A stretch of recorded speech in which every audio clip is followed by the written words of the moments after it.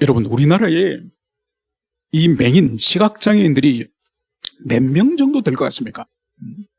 여러분, 공식적으로 정부에 등록된 시각장애인이만 30만 명이에요. 엄청난 수예요. 몇 개 도시의 숫자일 정도로 국가에 등록된 장애인, 시각장애인만 30만 명. 여러분, 이 30만 명 가운데서 태어나면서부터 이 장님으로 태어난, 맹인으로 태어난 선천적 시각장애인도 있을 테고, 또 그 이후에 사고를 당해서 눈을 다쳤다든지 아니면 이 안구질환, 녹내장, 백내장 여러 가지 질병으로 눈이 또 실명한 사람이 있을 거지 않습니까? 그래서 선천적 이 시각장애인과 후천적 시각장애인의 비율이 얼마 정도 될 것 같습니까? 여러분, 95%가 후천적 시각장애인이에요.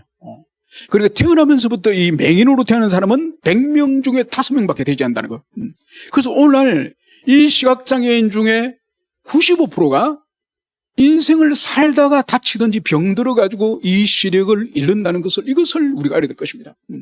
여러분, 그런데 문제는 뭔가 하니까 이 후천적으로 사고라든지 이 시력을 잃어서 질병으로 맹인이 된 이 사람들은 본 기억이 있지 않습니까? 자기 아버지 어머니 얼굴도 알고 형제 얼굴도 알고 아내 얼굴도 알고 배우자 얼굴도 알고, 그리고 하늘은 파랗고 들판은 초록색이고 바다는 푸른색이고 장미꽃은 빨갛고 피는 빨갛고 이미 본 기억이 있기 때문에 인간이 사용하는 이 언어에 대해서 눈으로 직접 볼 수는 없지만은 이 뇌 속에 이미 그 색감이 기억되어 있기 때문에 다 사고를 통해서 다 추리가 되는 거예요. 문제는 뭔가 하니까 태어나면서부터 맹인이 된 이 5%의 사람, 이 사람들 한 번도 빛을 본 적이 없고, 한 번도 부모님 얼굴 본 적이 없고, 한 번도 빨간색, 노란색, 파란색, 하얀색을 구분한 적이 없는 사람이에요. 그래서 눈이 하얗다, 피는 붉다, 하늘은 파랗다. 여러분, 이것이 전혀 이 인간의 인식 체계에 느낌이 오지 않는 거예요. 그래서 이 선천적인 이 시각장애인들에게는 이 사고 형성이라든지 이 내면 세계 형성이 아주 어려움이 많은 사람이에요. 여러분, 오늘 등장하는 이 인물은 바로 선천적인 시각장애인 맹인이에요. 여러분, 오늘 우리가 이 구장을 읽기 전에 앞에 있는 8장 마지막 세 구절을 읽었는데, 이 구장과 연결되어지는 문맥이기 때문에 말씀드린 거예요. 그래서 주님은 이 요한복음 7장, 8장, 9장에서 이 초막절의 사역을 기술하고 있습니다. 이 초막절 사역은 우리가 알다시피 7장에서는 이 초막절의 성전의 제사장이 물을 길러다가 실로암 우물가에서 이 물을 길러다가 이 성전 제단에 뿌리는 이 퍼포먼스라는 그때 우리 주님이 어떤 일을 하십니까? 큰 소리로 이 성전 마당에 수많은 사람들이 모여있을 때에 목마른 자는 내게 와서 이 생수를 마셔라. 이 생수는 배에서 이 강물처럼 이 쏟아지는 그런 생수를 주실 것을 약속합니다. 여러분, 이것은 주님이 성령을 주시는 분이라는 것을, 이 성령을 이 배에서 솟아나는 생수로 비유하는 거예요. 그래서 성령을 주시는 분이다, 주님이. 두 번째 이 초막절의 큰 이벤트가 뭐죠? 이 성전 뜰마당, 이 뜰마당 가운데서 여인의 뜰이라고 했습니다. 그 여인의 뜰에 큰 황금 촛대를 4개를 세워놓고 거기 불을 피워서 환하게 밝히는 거죠. 이것은 뭔가 하니까 바로 오늘도 주님이 하시는 말씀 가운데 나는 세상의 빛이라, 이 말씀을 하시는 것처럼 이 금촛대에 불을 비추는 것은 예루살렘 성전을 비출 뿐만 아니라, 예루살렘을 비출 뿐만 아니라 이 세상을, 캄캄한 죄와 사망 가운데 어두워진 이 세상을 우리 주님이 오셔서 그분의 사역과 그분의 가르침을 통해서 이 세상에 진리의 빛을 증거하신 분이 바로 로고스로 오신, 말씀으로 이 세상에 태어나신 우리 예수님이심을 증거하는 것이 바로 등불의 빛을 통해서 증거하는 거예요. 여러분, 그 일을 하시면서 이 유대인들은 논쟁을 하잖아요. 그러면서 예수님이 자기 자신의 정체성을 계속 설명하다 마지막에는 뭘 말씀하시는 거니까, 나는 아브라함이 태어나기 전부터 나는 존재했다. 여러분, 예수님이 이 아브라함과 시간적인 간격은 한 2000년 돼요. 이 연대기적으로는 예수님보다 2000년 전에 아브라함이 이 세상에 태어나고 살다 죽은 사람이에요. 그런데 예수님이 2000년 늦게 태어나셨는데 예수님 하신 말씀이 나는 아브라함이 이 세상에 있기 전부터 내가 존재했다. 그러니까 이 유대인들이 이 분노를 하는 거죠. 그러니까 예수님이 하시는 말씀이 나는 선지하는, 영원 전부터 나는 존재하는, 나는 하나님이다. 이 말씀을 그렇게 하신 거거든요. 그래서 돌로 예수님을 쳐 죽이려고 하는 거예요. 예수님을 쳐 죽이려고 할 때 예수님이 몰래 이 성전에서 빠져나오는 이야기가 바로 오늘 우리가 읽었던 이 9장 1절의 직전에 있는 말씀이에요. 그래서 이들의 이 사악성, 이 인간의 이 유대인들의 사악성, 이 사악성이 하나님이라 할지라도 돌로 쳐 죽이려고 하는, 하나님이라도 자기들이 생각하고 있는 것과 달리 다른 하나님은 우리는 죽이겠다. 여러분 결국은 보세요. 예수님을 십자가에 못 박아 죽이지 않습니까?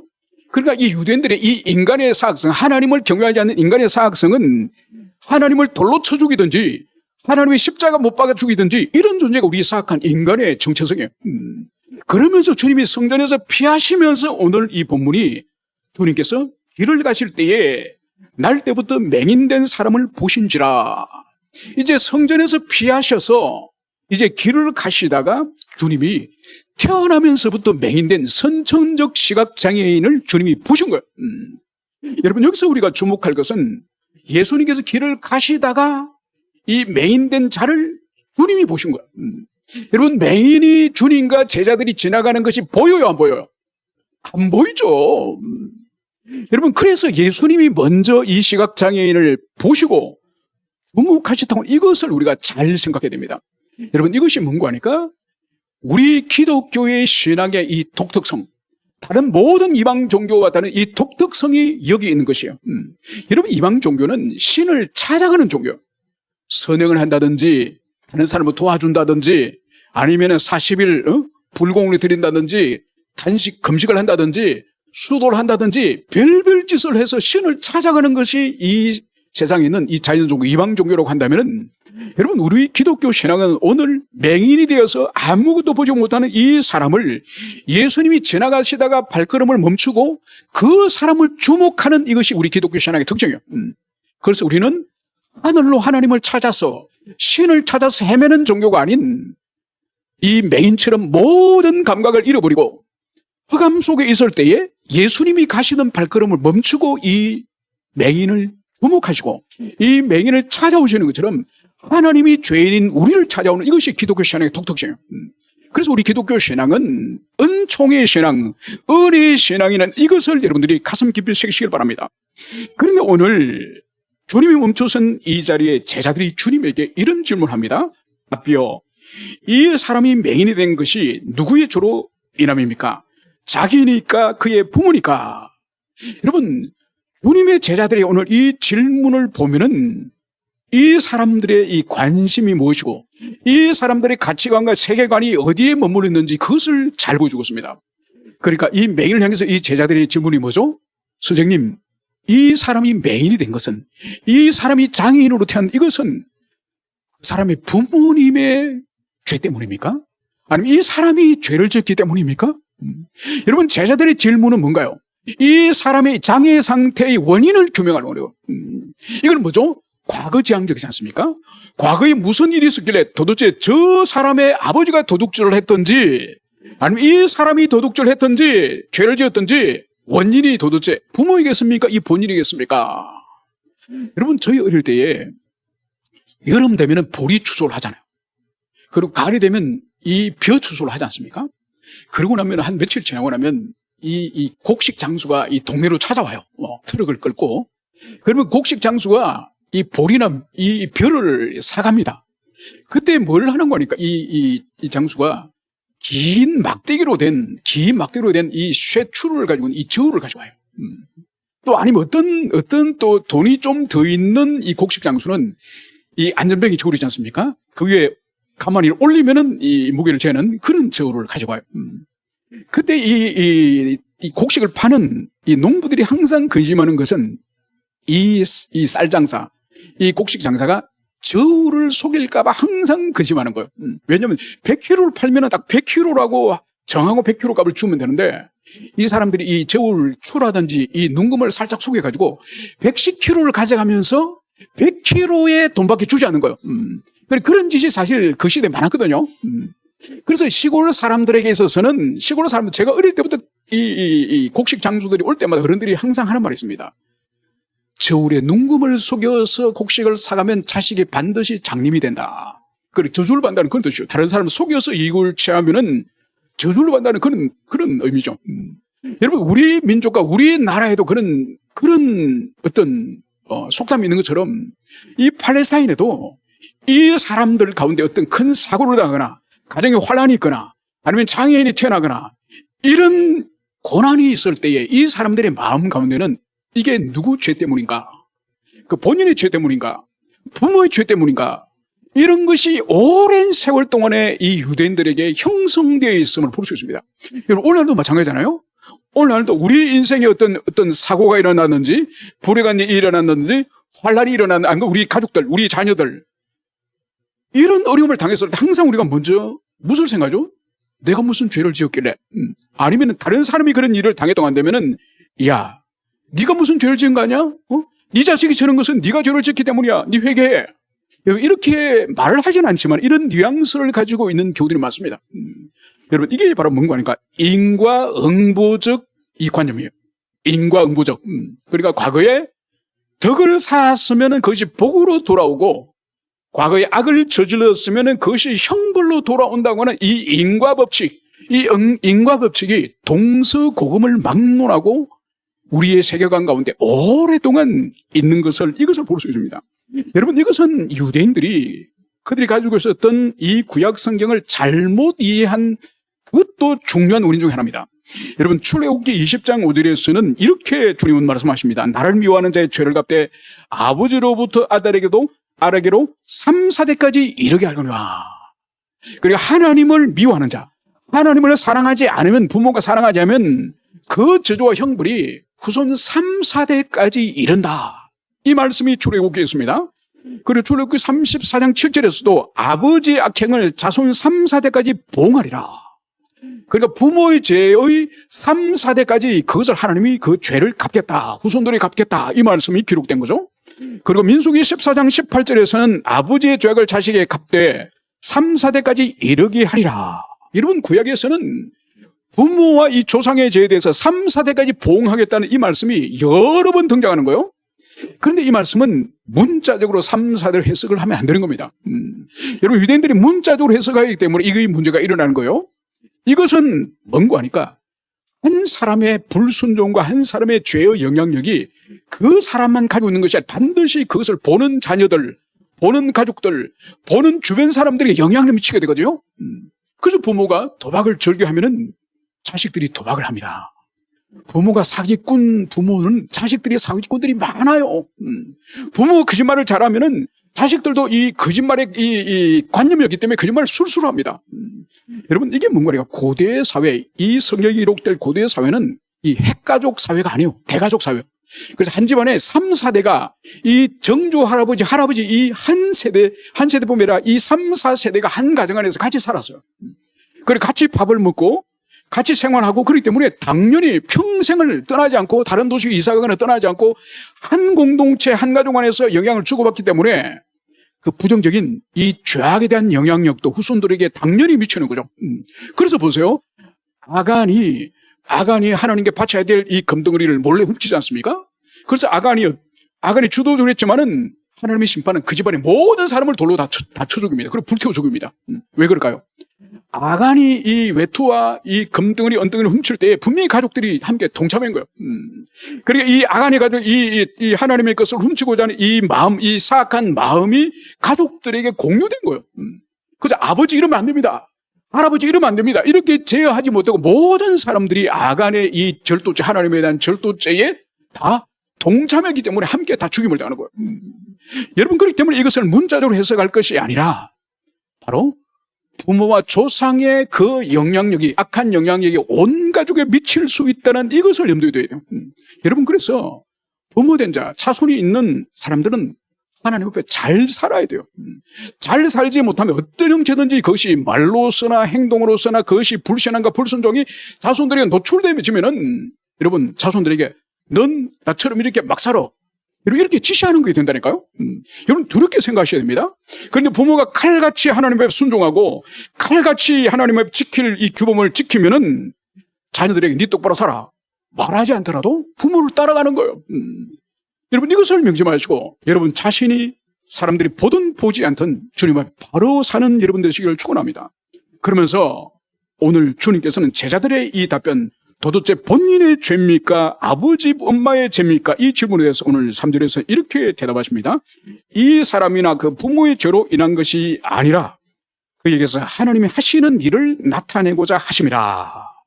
여러분, 제자들은 이 사람의 장애의 원인이 무엇입니까? 원인을 구명하려고 합니다.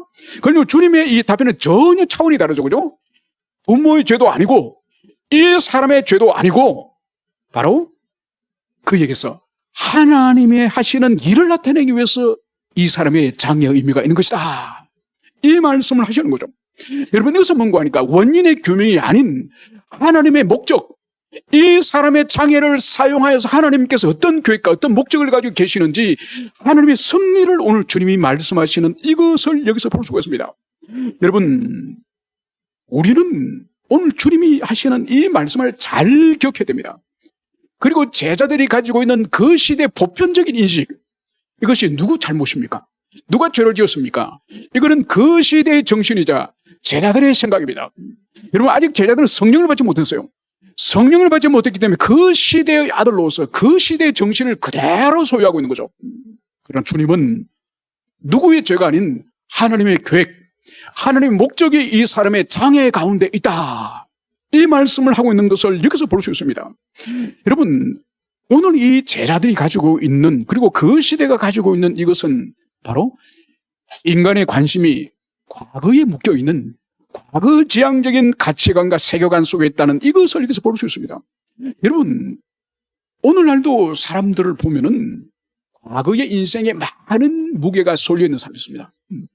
어떤 사람은 다가오지도 않는 미래에 너무나도 많은 이 무게를 두고 있는 사람이 있습니다.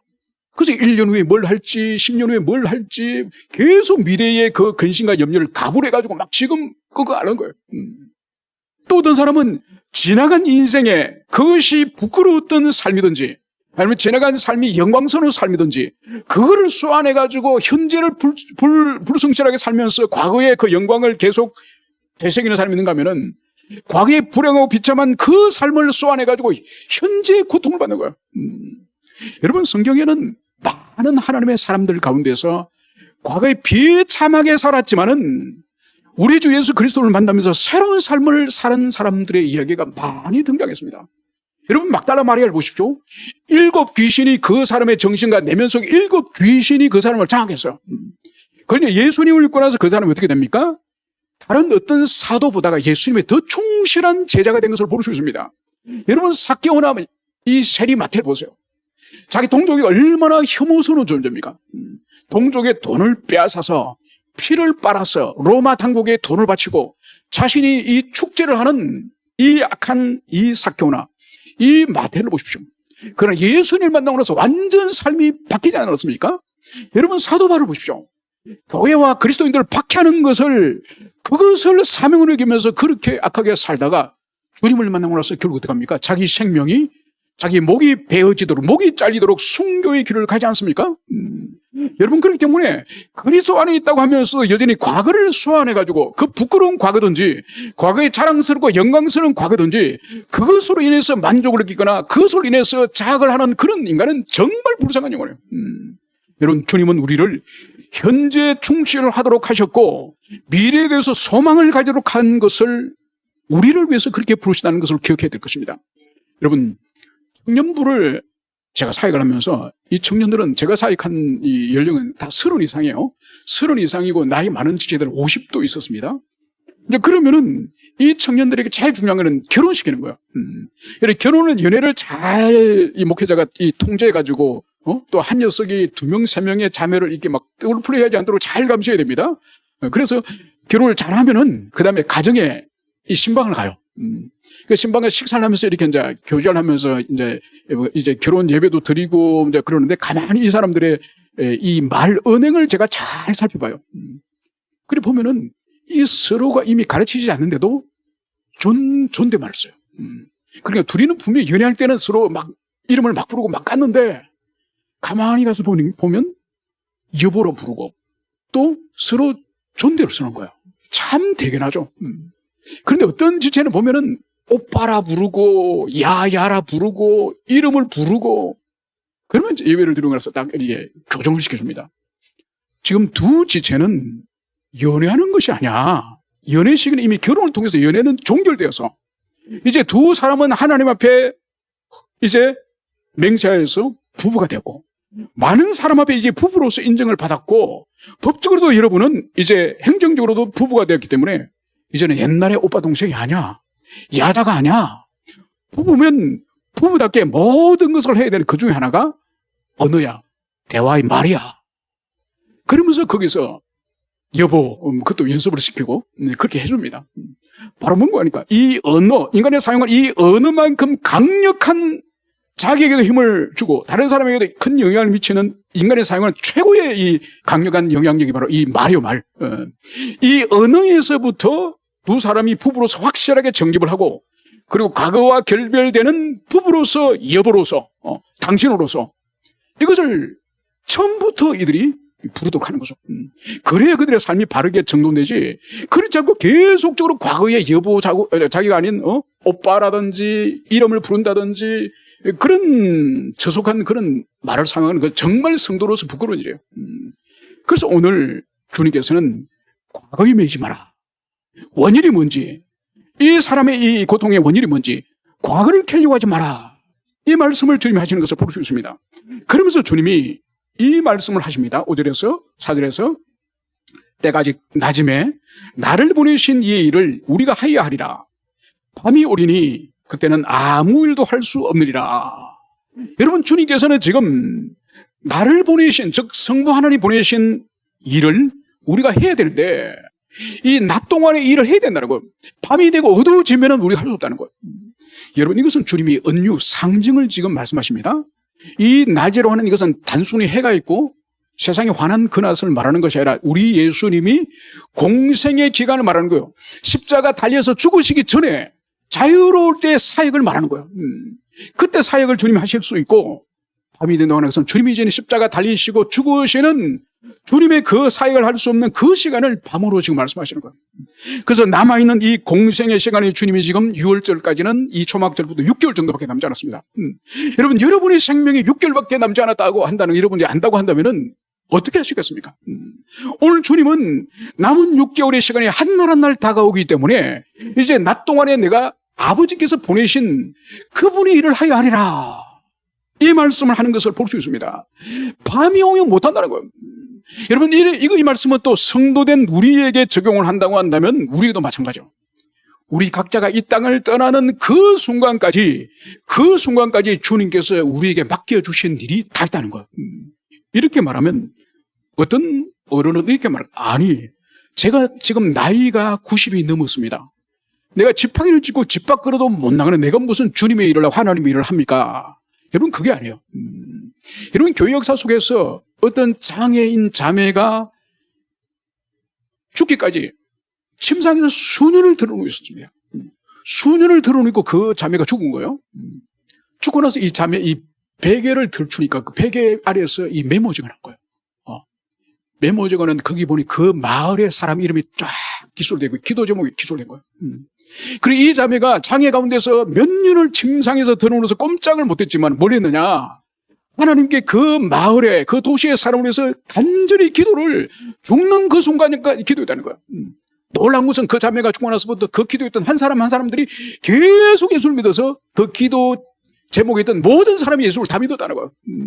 여러분, 그렇기 때문에 나이가 90이 되고 100살이 되고 여러분 힘이 없고 병상에 누워있더라도 이 의식이 정신이 깨어있으면은 모든 인간이 할 수 있는 그 일보다 위대한 일은 하나님과 교통하면서 기도하여서 하나님께서 역사하시도록 일하시도록 청구하는 그 일은 할 수 있는 거예요. 여러분, 그래서 우리 인생을 낭비하면 안 되는 거예요.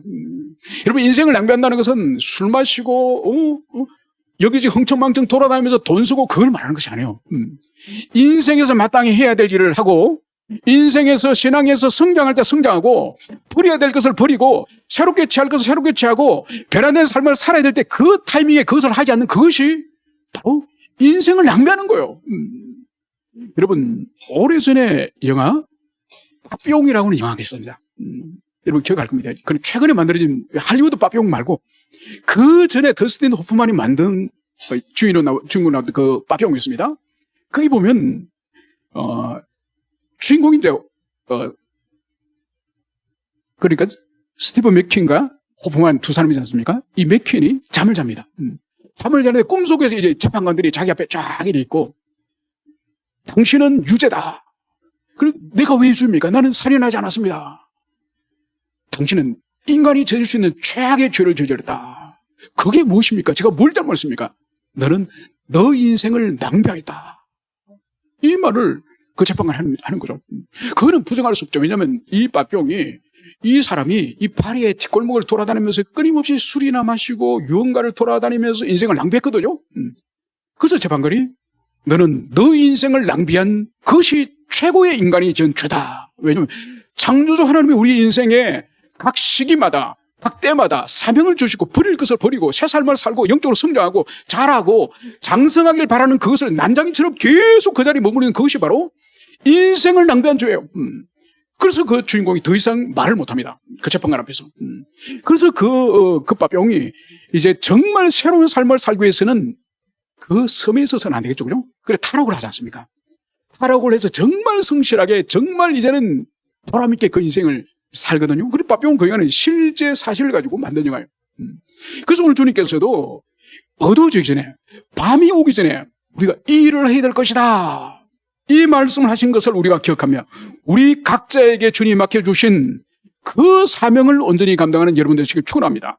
그러면서 오늘 주님이 이제 치료를 시작하십니다. 그런데 치료를 시작하시는 이 모습이 6절은 이렇게 기술하고 있습니다. 이 말씀을 하시고 땅에 침을 뱉어 진흙을 이겨 그의 눈에 바르시고. 여러분, 지금까지 예수님이 이 병자나 이 죽은 자를 고치실 때는 주로 주님이 사용하시는 방식은 말씀이었어요. 그래서 우리가 5장에 보면 38년 된 이 안전병이가 이 베데스다 연못에 들어누워 있을 때 예수님이 뭘 말씀하셨습니까? 일어나서 침상을 들고 가라. 이 한 말씀 하시니 그 사람이 벌떡 일어나서 침상 들고 가버렸습니다. 그래서 주님은 주로 말씀을 사용해서 고치시고 때론 몸에 안수를 하시거나 때론 끌어안으시거나 이런 방법을 사용하셨지만은 이 도구 수단을 사용하신 적은 없습니다. 그런데 오늘 주님이 하시는 방식이 바로 뭐죠? 땅에 침을 뱉으시고 그 흙에 침을 뱉으시고 그 침과 진흙을 이겨가지고 그것을 맹인의 눈에 발랐다는 이것을 볼 수 있습니다. 여러분, 이 주님의 침에 어떠한 약효가 있어서 이 침을 진흙에 이겼을까요? 그런 뜻이 아닙니다. 여러분, 여기서 우리가 주목해 볼 수 있는 또 한 가지는 주님이 진흙을 이겨서 진흙을 발랐다는 거예요. 여러분, 신구약 성경 전체에서 하나님이 흙을 사용하시는 경우가 두 사례가 있습니다. 어디죠? 사람을 지으실 때 하나님이 진흙으로 만드세요. 첫 창조 때 하나님이 진흙으로 사람을 지으셨고 오늘 예수님이 또다시 진흙을 사용해서 눈에 바른 이것은 신학적으로 아주 중요한 의미가 있습니다. 바로 뭔가 아닌가? 주님은 지금 이 맹인을 재창조하시는 그 사이의 의미가 있습니다. 단순히 눈을 고치는 걸 넘어서서 이 사람을 재창조한다는 그 의미가 이 진흙으로 지금 이겨서 눈을 바르는 여기 있는 것을 볼 수 있습니다. 여러분, 그러면서 하필 이것을 눈에 바르고 이제 주님이 하시는 말씀이 있습니다. 실로암 못에 가서 씻어라. 이제 이 진흙을, 이 눈에 진흙이 덕지덕지 발린 이것을 그 자리에서 진흙을 바르면서 나는 것이 아니라 실로암 연못에 가서 씻어라. 이 말씀을 하는 거예요. 여러분, 지금 이 장소는 성전에서 멀지 않는 장소에서 이 지금 맹인을 만든 거예요. 그러면 이 장소와 실로암 연못과의 거리가 어느 정도 될까요? 여러분, 지금도 이 성전에 있던 자리에서 실로암 연못까지는 아주 가파른 경사예요. 내려가는 길이 아주 좁고 계단과 산비탈 같은 험한 지형이에요. 여러분, 2000년이 지난 지금도 이 성전에서 실로암 연못까지 걸어가는 길이 이 정상적인 사람도 아주 힘이 들어요. 그런데 이 눈에 진흙을 바른 이 맹인이, 장인이 2000년 전에 길이 얼마나 더 힘들었겠습니까? 얼마나 그 길이 더 걷기가 어렵겠습니까? 아마 내려가다 몇 번씩 넘어졌을지 모릅니다. 그럼에도 불구하고 주님께서 그 어려움을 아심에도 불구하고 실로암 연못에 가서 그물로 씻어라. 주님이 이 말씀하신 거죠. 여러분, 왜 주님께서 이것을 요청하셨을까요? 여러분, 이것은 열왕기에 보면은 엘리사 시절 때에 이 아람의 군대장관 나만이라고 하는 사람이 나병, 문둥병에 걸리지 않습니까? 문둥병에 걸렸을 때에 하나님이 그 나만의 집안에 이 이스라엘 백성 계집종을 통해서 이 사마리아 가면은 이 엘리사라는 선지자는 하나님의 사람이기 때문에 나병은 충분히 고칠 수 있습니다.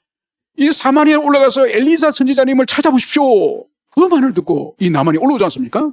그런데 어떻게 합니까? 엘리사가 나병은 떠날지어다 이렇게 말합니다. 아니죠, 그죠? 옷을 벗고 요단강에 들어가서 7번을 목욕을 하셔 이 말을 하는 거죠. 여러분, 옷을 벗으라는 거예요. 여러분, 가장 이 나만 장군은 이 왕담의 그 국가서열 2위예요. 국가서열 2위, 이 사람이 누구도 부를 것이 없지만은 이 자신의 나병이 걸려서 몸이 썩어가는 이 몸만은 옷으로 가려서 지금 있기 때문에 이것을 드러내기 싫은 거예요. 그래서 이 나만이 거절하지 않습니까? 처음에는 돌아가자고. 그때 이 신하들이 간절히 설득을 해가지고 목욕을 하지 않습니까? 그래서 7번씩이나 옷을 벗고 이 강물에 들어갔다가 나오고 들어가다 나오고 7번 나오니까 어떻게 피부가 어린아이 피부와 같이 되었더라. 여러분, 왜 주님께서 엘리사를 통해서 한 번의 말씀으로 나만의 나병은 떠나갈지어다 이렇게 하지 않고 7번 목욕을 하도록 했을까요? 그것은 바로 이 나만이 진정으로 낫고자 하는지, 진정으로 낫고자 하는 이 열망이 있는지를 확인하고, 그리고 그 옷을 벗고 자기 나병을 드러내는 이 수치감보다가 병을 낫고자 하는 열망이 큰지, 그리고 엘리사를 통해서 하나님이 역사하실 것에 대한 신뢰, 믿음이 있는지, 그것을 엘리사가 확인하기 위해서 옷을 벗고 이 요단강에 들어가라, 그 말씀하신 거예요. 그처럼 오늘 예수님께서도 말씀으로도 이 맹인을 고칠 수 있지만은 눈에 진흙을 바르고 이 진흙을 씻기 위해서 저 이 예루살렘 이 성전 안에 있는 이 바닥에 있는 이 실로암 연못까지 힘들게 내려가서 그 물에 씻으라는 것. 이 맹인의 진정으로 이 시각장애를 벗어나고자 하는 의지가 있는지, 그리고 예수님의 그 말씀에 대한 신뢰와 그분의 능력에 대한 믿음이 있는지, 이것을 주님이 시험하기 위해서 이 사람에게 실로암 연못에 내려가서 눈을 씻으라 이 말씀을 하신 것을 볼 수 있습니다. 그러면서 오늘 이에 가서 씻고 밝은 눈으로 하더라. 여러분, 이 사람은 순종했습니다. 그대로 그 말씀을 순종하여서 실로암 연못까지 내려가면서 몇 번을 쓰러지고 몇 번을 어려움을 당했는지는 모르겠지만은 그가 그 어려움 속에 내려갔다가 눈을 씻고 눈이 밝아져서 그가 올라오는 길은 어땠을까요? 모든 사물을 보면서 올라왔음을 볼 수 있습니다. 그런데 오늘 주님이 눈을 씻으라고 보낸 이 연못, 이 실로암의 이 의미가 뭔가 보냄을 받았다. 보냄을 받았다고 하는 의미가 이 실로암이요. 여러분, 이것은 뭔가 하니까 우리 예수님은 하나님 아버지께로 보냄을 받았죠. 그 보냄을 받은 분에 의해서 지금 이 맹인이 치료를 받은 거예요. 그래서 여러분, 이 보냄을 받은 이 맹인은 이제 어떤 삶을 살아야 되냐? 이 본인이 이제는 이 맹인이 눈을 떴기 때문에 세상으로 보냄을 받는 거예요. 세상으로 보냄을 받아서 이제 이 사람이 이제 올라오니까 사람들이 이 사람을 알아보고 웅성웅성거린 거예요. 아니, 저 사람이 예전에 구걸하던 그 그린이 아니냐? 아니라, 어떤 사람은 아니라 그러고, 어떤 사람은 그 사람 맞다 그러고. 그때 이 맹인이었던 사람이 어떻게 합니까? 바로 내가 그 사람 맞습니다.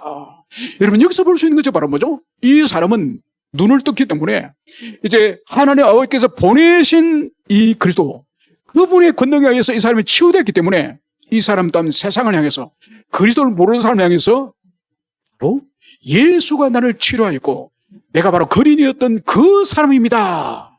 자기를 당당히 세상에 보냄받은 사람으로서 이 삶을 사는 이것을 여기서 볼 수 있습니다.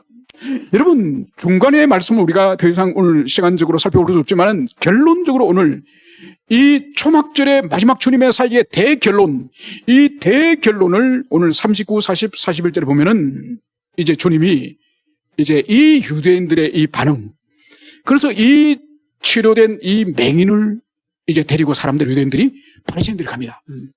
누가 고쳤냐? 예수가 고쳤습니다. 그래서 어떤 사람들은 아니, 안식일 날 고쳤단 말이냐? 안식일을 범했기 때문에 그는 하나님의 사람일 수 없다. 그러면서 우리 예수님의 그 치유를 부정합니다. 하나님의 사람임을 부정합니다. 그리스도임을 부정합니다. 성자 하나님이심을 부정합니다. 거기에 대해서 오늘 주님이 39절에 이렇게 말씀하시는 거죠. 내가 심판하러 이 세상에 왔으니 보지 못하는 자들은 보게 하고 보는 자들은 맹인이 되게 하려 함이라. 여러분 오늘 보십시오. 보지 못하는 이 맹인은 오늘 주님께서 권능으로 어떻게 했습니까? 고쳐서 보게 하십니다. 눈을 감긴 이 맹인은 주님께서 보게 하시지만은 이 보는 자들, 눈이 있어서 율법을 알고 율법을 배우고 백성들의 이 율법의 교사인 바리새인 서기관 이 사람들은 오늘 어떻게 한다고요? 맹인이 되게 하려 하심이라. 여러분 그래서 오늘 여기서 보지 못하는 사람을 보게 하는 것은 은총이죠. 보지 못하는 자를 보게 하는 것이 은혜고 은총이라고 한다면 보는 자들을 맹인으로 만드시는 보는 자들이 맹인이 되는 이것은 뭔가요? 심판이었습니다. 그래서 주님이 이 땅에 오시면 보지 못하는 자들에게는 구원을 통해서 눈을 뜨게 하고 두 눈을 가지고 율법을 배우고 하나님의 말씀에 대해서 많은 지식을 가지고 있으면서도 예수님을 모르는 자들, 하나님을 깨닫지 못하는 자들, 이런 사람은 오히려 주님이 영적 맹인으로 만드신다라고. 이것이 하나님의 심판과 은총은 동시에 시행되는 거예요. 그러면서 이 바리새인들이 예수님을 이렇게 말합니다. 그럼 우리도 맹인인가? 이 질문에 대해서 마지막으로 주님 41절은 이렇게 말씀하시는 거죠. 예수께서 이르시되 너희가 맹인이었다면 죄가 없으려니와 본다고 하니 너희 죄가 그대로 있느니라. 차라리 이 맹인처럼 평생을 율법을 읽을 수도 없고 배울 수도 없는 이런 맹인의 상태면 그 사람의 이 삶의 책임을 주님 묻지 않으실 텐데 오히려 눈을 띄워주실 텐데 본다고 하면서 보면서 수많은 율법과 하나님의 말씀을 배워서 박식한 박사가 되면서도 예수님을 깨닫지 못하고 하나님의 말씀을 깨닫지 못하고 주님을 영접하지 않으니 너희들의 죄는 그대로 너희들이 있으니 너희들은 심판과 멸망을 피할 수 없다. 이 말씀을 하시는 것을 볼 수 있습니다. 그래서 이 초막절에 주님의 사이에 대단히 오는 이 막은 바로 눈을 떠서 본다고 하는 유대인들, 그들은 참된 하나님의 자녀가 아니고 그들은 아브라함의 자녀가 아니고 오히려 평생을 눈이 멀었던 이 맹인을 오히려 주님이 눈뜨게 하여서 하나님의 자녀 삼으셨다는 이것을 여기서 말씀하고 있습니다. 이것은 오늘날 교회 속에서 신앙생활을 평생 한다고 하면서도 진정으로 하나님을 만나지 못하고 진정으로 그리스도를 영접하지 못하고 진정으로 중생과 회심하지 못한 채로 수많은 사람이 지옥으로 갈 수 있다는 것을 보여주는 거예요. 오히려 단순한 믿음을 통해서 그리스도를 영접하고 하나님의 자녀로서 빛을 받아서 영생에 이르는 사람이 있다는 이것을 여기서 보여주고 있습니다. 여러분들은 어느 길을 선택하시겠습니까? 어느 길을 가기를 원하십니까? 바리새인들이 가는 그 길을 가기를 원하십니까? 오늘 눈뜬 이 맹인이 갔던 그 길을 선택하기를 원하십니까? 주님 앞에 그것을 여러분들이 답변하시기를 축원합니다. 함께 우리 기도하시겠습니다.